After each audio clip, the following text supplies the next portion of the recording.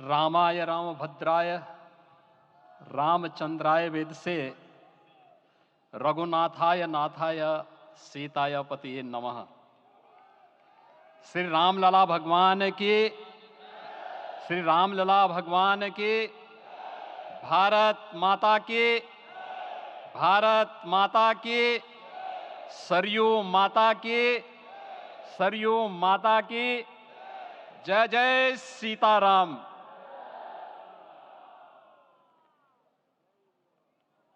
रामोत्सव के आज के इस कार्यक्रम के मुख्य अतिथि दुनिया के सबसे लोकप्रिय राजनेता भारत के माननीय प्रधानमंत्री आदरणीय श्री नरेंद्र मोदी जी, राष्ट्रीय स्वयंसेवक संघ के माननीय सरसंघ चालक श्रद्धेय डॉक्टर मोहन भागवत जी, प्रदेश की माननीय राज्यपाल श्रीमती आनंदीबेन पटेल जी, श्री राम जन्मभूमि तीर्थ क्षेत्र न्यास के अध्यक्ष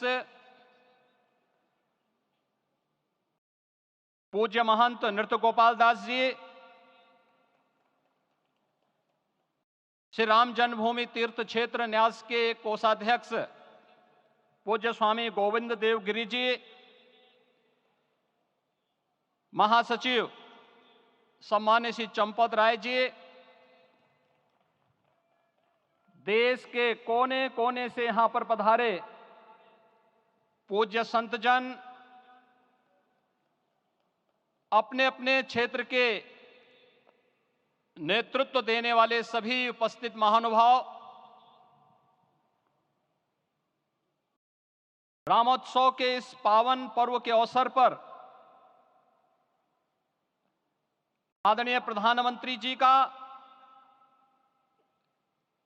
मैं आप सबकी ओर से हृदय से स्वागत करता हूं, अभिनंदन करता हूं। इस अवसर पर पधारे राष्ट्रीय स्वयंसेवक संघ के सरसंघ चालक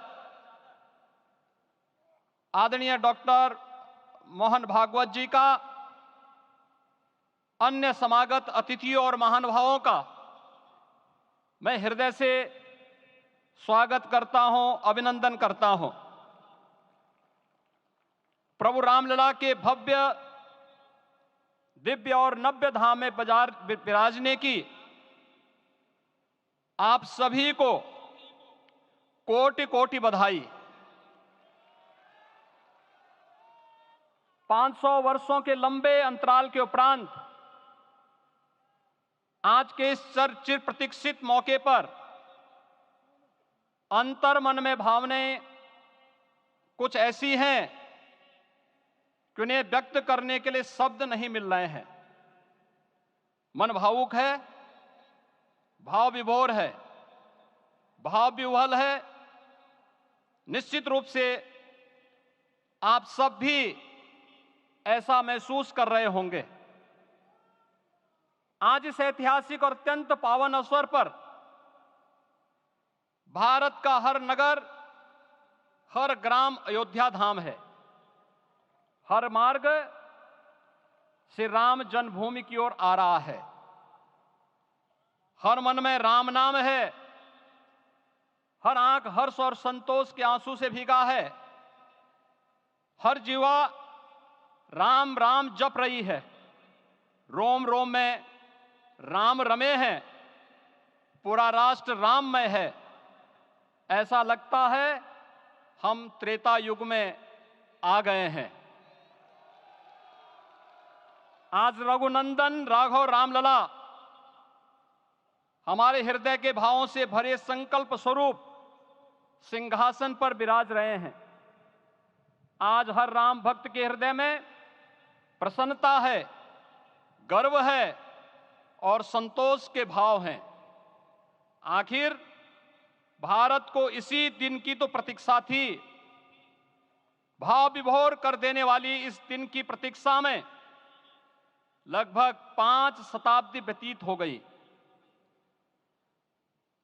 दर्जनों पीढ़ियां अधूरी कामना लिए इस धराधाम से साकेत धाम में लीन हो गई, किंतु प्रतीक्षा और संघर्ष का क्रम सतत जारी रहा। श्री राम जन्मभूमि संभवतः विश्व में पहला ऐसा अनूठा प्रकरण होगा जिसमें किसी राष्ट्र के बहुसंख्यक समाज ने अपने ही देश में अपने आराध्य की जन्मस्थली पर मंदिर निर्माण के लिए इतने वर्षों तक और इतने स्तरों पर लड़ाई लड़ी हो। संतों, सन्यासियों, पुजारियों, नागाओं, निहंगों, बुद्धिजीवियों, राजनेताओं, जनजातियों सहित समाज के हर वर्ग ने जाति पाति, विचार दर्शन, उपासना पद्धति से ऊपर उठ करके राम काज के लिए स्वयं को उत्सर्ग किया। अंततः वह शुभ अवसर आ ही गया जब कोटि कोटि आस्थावानों के त्याग और तप को पूर्णता प्राप्त हो रही है। आज आत्मा प्रफुल्लित है इस बात से कि मंदिर वही बना है जहां बनाने का संकल्प लिया था। संकल्प और साधना की सिद्धि के लिए हमारी प्रतीक्षा की इस समाप्ति के लिए और संकल्प की पूर्णता के लिए आदरणीय प्रधानमंत्री श्री नरेंद्र मोदी जी का हृदय से आभार और अभिनंदन। माननीय प्रधानमंत्री जी, 2014 में आपके आगमन के साथ ही भारतीय जनमानस कह उठा था कि मोरे जिय भरोस दृढ़ सोई, मिलहि राम सगुन शुभ होई। अभी गर्भगृह में वैदिक विधि विधान से रामलला के बाल विग्रह के प्राण प्रतिष्ठा को हम सब साक्षी बने हैं। अलौकिक छवि है हमारे प्रभु की, बिल्कुल वैसे ही जैसे तुलसीदास जी ने कहा कि नव कंज लोचन कंज मुख कर कंज पद कंजारुणम। धन्य है वह शिल्पी जिसने हमारे मन में बसे राम की छवि को मूर्त रूप प्रदान किया है। विचारों और भावनाओं की विहलता के बीच मुझे पूज्य संतों और अपनी गुरु परंपरा का पुण्य स्मरण हो रहा है। आज उनकी आत्मा को असीम संतोष और आनंद की अनुभूति हो रही होगी। जिन परंपराओं की पीढ़ियां श्री राम जन्मभूमि मुक्ति यज्ञ में अपनी आहुति दे चुकी है, उनकी पावन स्मृतियों को मैं यहां पर कोटि कोटि नमन करता हूं।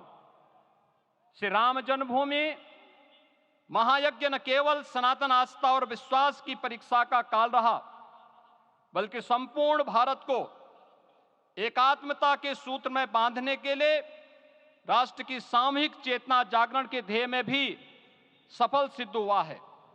सदियों के बाद भारत में हो रहे इस चिर प्रतीक्षित नवविवाह को देख अयोध्या समेत पूरा भारत का वर्तमान आनंदित हो उठा है।